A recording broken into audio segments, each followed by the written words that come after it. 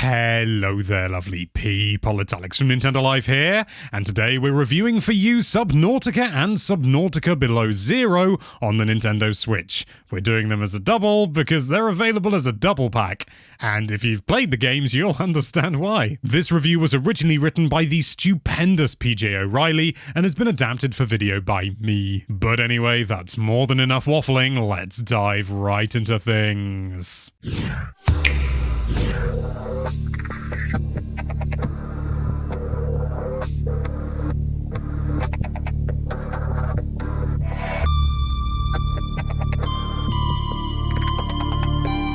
One of the very best survival titles currently available on any platform, Subnautica is a hugely immersive underwater epic that combines survival, crafting, open-world exploration, and an intriguing narrative to truly spectacular effect. It's one of our all-time favorite games, and so when we heard that both the original and its highly anticipated sequel Subnautica Below Zero were headed to Switch, we were understandably delighted. However, it was a delight tempered with a certain degree of skepticism as to how developer Unknown Worlds could possibly cram these enormous experiences onto Nintendo's dinky little hybrid console in a properly playable manner. Thankfully, as it turns out, we needn't have worried. We're not exactly sure what kind of secret underwater alien technology Unknown Worlds has employed in its porting process on Switch, but Subnautica and its sequel Below Zero feel nothing short of a minor little miracle. Beyond the now expected lowering of textures and graphical bells and whistles across the board, and some asset pop-in that we've actually experienced whilst playing this on PC and PS4, this is one of the all-time great survival experiences, and its excellent sequel looking and running spectacularly well on what is essentially a handheld gaming device. I mean, there's no essentially about it. You can literally take it to the zoo. Subnautica really is one of the great indie early access success stories. A game that's been honed to near perfection over a long gestation period on PC, with loads of input from avid fans helping to shape the core experience as we see it here today. It's a constantly thrilling marriage of fiendishly addictive gameplay loops with hugely satisfying crafting and base building, well-implemented survival mechanics, and a world and story that absolutely ooze wonder, mystery, and full-on existential dread in equal measure. Kicking off with your silent protagonist crash landing on the alien planet 4546b, whoa, that's a catchy one. Subnautica immediately throws you into this heady mix as you fight to extinguish a fire aboard your tiny little escape pod before getting your bearings and coming to the realization that you need medical aid, sustenance, and more importantly, an explanation as to what just bloomin' happened. Climbing the steps up and out of your pod for the very first time, you're greeted by an endless ocean stretching out on all sides, with the enormous burning remains of your mothership, the Aurora, the only structure visible in any direction. From here, Subnautica expertly delivers tantalizing little nuggets of its sci-fi narrative, providing you just enough intrigue to drive you forward as you get to grips with its excellent crafting and survival mechanics. You'll immediately need to dive right into the vast ocean below your pod if you want to live, gathering food, water sources, and vital materials necessary to put together your very first life-saving tools. Early doors, you'll craft a basic scanner to survey and document the various alien flora and fauna you come across, alongside a torch, survival knife, and repair tool, but the game then gradually starts spitting out the really good stuff. It's this constant addictive drip feed of tantalizing tech, alongside some of the most immersive exploration we've ever experienced in a game that keeps you hooked for the long term. As your tech tree expands, as you search, discover, mine, scan, and build, you'll begin to get a proper grip on this huge and hostile environment. Construction of a nifty sea glide enables you to spin around the depths at speed, high-capacity oxygen tanks prolong the time you can spend exploring and gathering in the game's spectacular biomes, and eventually, you'll even craft your very own submersible sea moth vehicle, enabling you to explore the darkest depths of this alien abyss at a more leisurely pace. Maybe you'll also choose to spend hundreds of hours building huge deep-sea bases with the game's comprehensive habitat builder, providing yourself with alternative living accommodation to the cramped life pod in which you start your journey. There's an absolute ton of craftable tech and building components to discover here that expand and evolve cleverly as you progress, enabling you to reach further and indeed deeper. That being said, we don't want to spoil too much about the unlockable gadgets or indeed the story, as just uncovering it all for yourself is where the real magic of Subnautica lies. This is such a wonderfully well-realized world as well, remarkably beautiful at times with a diverse range of biomes to slowly and methodically discover, although it can also be truly and utterly terrifying. This game digs its hooks into our most basic primal fears of the ocean,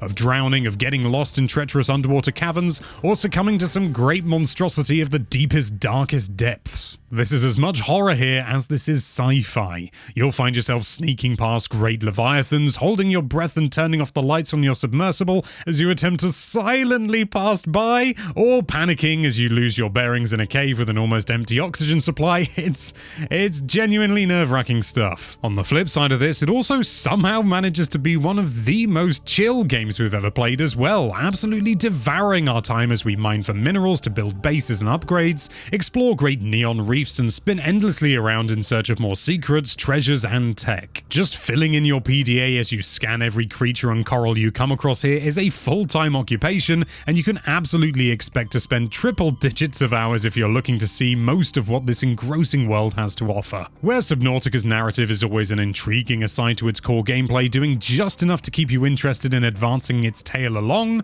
the follow-up Below Zero decides to double down on the story aspect of proceedings, introducing a fully voice-acted protagonist, a handful of cutscenes, audio logs, collectible PDAs, and so on. We were initially concerned that this greater focus on story elements could derail things, and it definitely does take away from the feeling of relentless isolation that we so loved about its predecessor, but the series' winning combination of survival, exploration, and crafting shines through here, making for another helping of absolutely top-notch survival shenanigans. In Below Zero, you're once again back on the catchily titled 4546b, crash landing rather spectacularly on the frozen far side of the planet this time around, where you're immediately thrown into a situation every bit as fraught as its predecessor in an attempt to get to the bottom of what happened to your character's sister, Sam. It may have a slightly smaller map, as this was originally planned to be a generous dollop of DLC and a little less variety in its biomes, but this still feels like an essential experience, one that delivers more of the same whilst also smoothing out some of the rougher edges of its predecessor's core gameplay loops. Everything feels just a little bit easier to manage in Below Zero. You'll get off the starting blocks quicker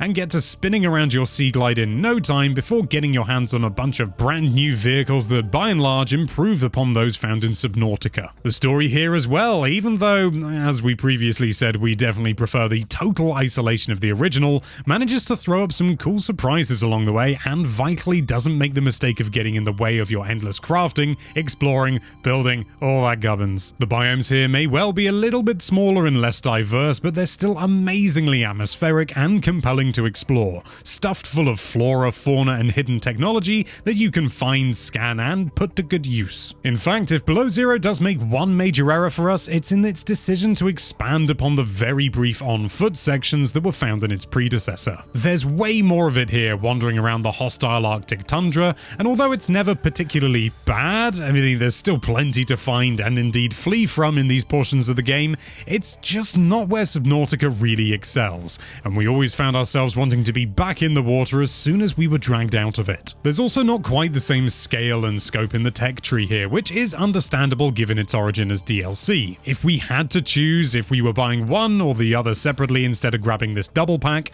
we'd definitely go with the original Subnautica, as it just feels like the definitive version of this experience between the two. However, whether you choose to grab both or go with one over the other, what is absolutely certain here is that you're in for one of the best survival experiences around. We still can't really believe that Subnautica has made its way onto the Switch in such fine style. This ain't your grandma's Subnautica, this is the full fat experience, a gloriously addictive, wondrous, terrifying feast of underwater exploration, survival, and crafting, now available to play on the toilet. It's definitely seen a graphical downgrade, there's this odd split-second hiccup here and there as you go into a new area, and that good old pop-in is still present and correct in this version, but overall this port is way beyond what we expected. If you're a fan of survival games, this double pack is a no-brainer, and if you're not, we still reckon you should dive in, as this is just pretty much one of those essential experiences. Subnautica and its excellent sequel have arrived on Switch in unexpectedly fine form. If you're purchasing one or the other separately on Switch, we'd still plump for the original game,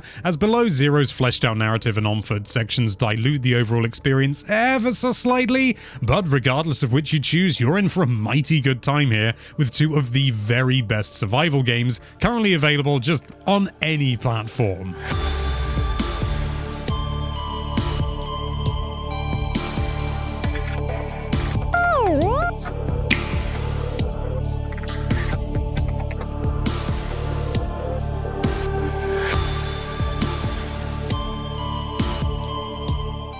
You've reached the end of the review. That means it's time for Alex's personal thoughts, and I've been fawning over this game for quite a long time.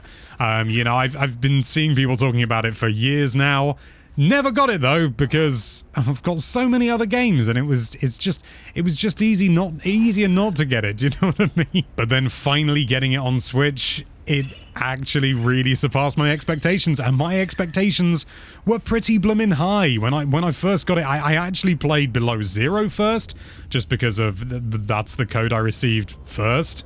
It's not worth explaining. And I absolutely loved it. I sat down, I played it in the evening, and I didn't stop until it was time to go to bed. And even then, I went on a little bit further than I would usually go to beddy-buys, which I don't think I mean, that's like the best praise you can give a game, really. And then I got my hands on the first game, and that's fantastic as well. And to be honest, I think I'm just like PJ, I think I do prefer the original ever so slightly. It's not to say that Below Zero is a bad game by any stretch. It is still phenomenal. I mean, giant prawn shark, what could go wrong? But the slight shift away more towards the sort of the narrative and things like that, it just makes for a slightly less pure experience. It's kind of like Metroid Prime 3. It's still an amazing game, but that focus on narrative detracts. You don't have that isolation, and that's what's so amazing. What makes it so frightening when you're sort of swimming around and you're sort of having radio chats with people. Not often, but every so often. It just kind of makes you feel less alone. It makes you feel like you're in less peril. Like the original, it's kind of like an accident that you're on the planet, whilst in the sequel, you went to the planet on purpose. Yeah, you know. I've actually had to stop myself from just playing the game to actually get this review done because it is just so engrossing. One minor complaint I do have, I've only seen it in Below Zero. It's crashed on me twice, and the game doesn't have any autosave. Seriously, save your game often. I lost about 4 hours of gameplay. Thankfully, I recorded it, so you can at least say it. But in short, these games are just flat out incredible. They are just a wonder to play. If you look at it and you sort of think, hey, I think I like the look of this, then I guarantee you won't be disappointed. They are just fantastic. Get them both if you can. As PJ said, if not, just get the first one. But then maybe consider getting the second one later if you fancy, because you'll probably fall in love.